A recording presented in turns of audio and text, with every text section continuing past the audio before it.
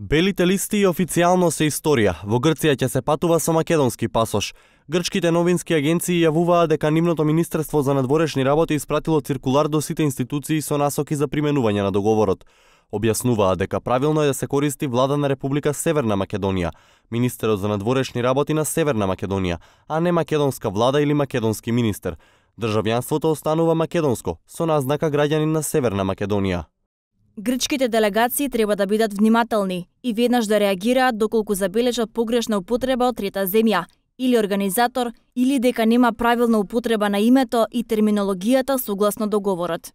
Во спротивно, секоја грчка делегација што учествува на меѓународна средба не треба да потпише или да одобри текстови кога во нив има погрешно споменување на името и на терминологијата. Се наведува во циркуларот. Уште во март или април, како што најави Заев, се очекува првата посета на грчкиот премиер Алексис Ципрас. Дополнително тој најави дека ќе ја посети и Атина со авион на кој пишува Република Северна Македонија, сакајќи да покаже како се градат пријателства за идните генерации. Освен од спогодбата со Грција, земјава ги чувствува првите позитивни импулси од подпишувањето на договорот со Бугарија. По дводневниот состанок во Скопје, кој беше четврти поред на заедничката експертска комисија, беше договорено заедничко чествување на цар Самуил, Свети Климент и Свети Наум Охридски. За историчарите кои се и дел од комисијата, овој спор бил банален, а неговото решение разумно. Тие прашања, дајте ми звучат како на во Ливско ќе влезете, па чив си ти, внучка, чив си ти сине.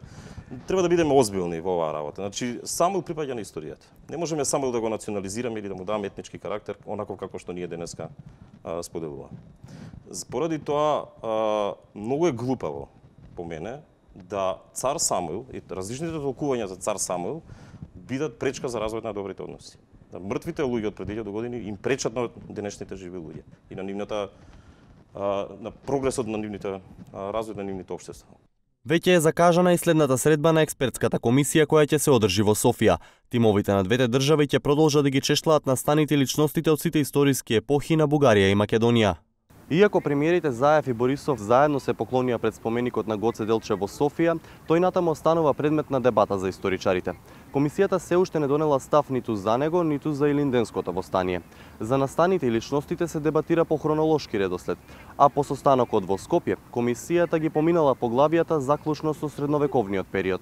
Комисиите се уште немаат дадено свое мислење за заедничките чествувања, например за Гоце Делчев чествувањето. Политичарите сегаш не испреваруваат нас во однос на тоа. Дискусијата за учебниците по историја исто така беше одложена за следната средба.